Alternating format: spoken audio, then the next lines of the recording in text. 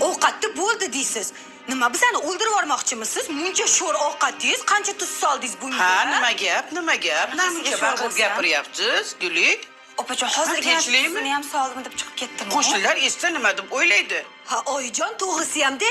Siz ovqatni qarang, shu ovqatni ham bizga tortadi-de, hozir shu keliningiz. Sho'rligini bitta ichib ko'ring siz.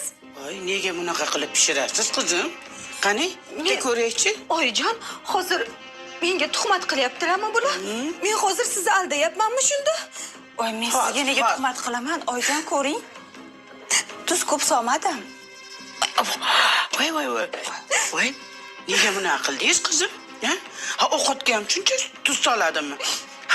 Ha, men tuzni past yeyishimni bilmasmidingiz?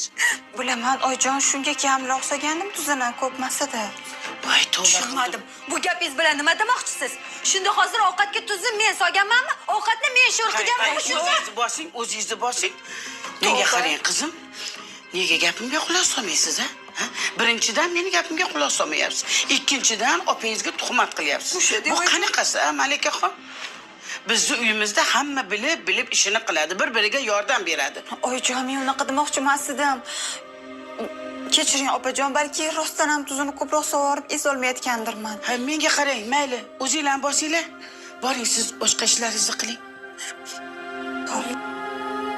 Guli, siz darrov tez boshqa ovqatga harakat qiling. Azimjonning ishdan keladigan vaqti bo'lib qoldi. Hozir kelib qoladi. Ovqat tayyor emas, mana sho'r qilingan. Bu qanaqasi, qizim? Boring, ishlaringizni qiling deyapman. Xo'p, oyijon.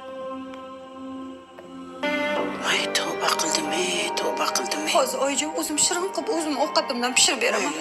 Tezda harakat qiling, qizim. Xo'p, oyijon. Battar bo'l.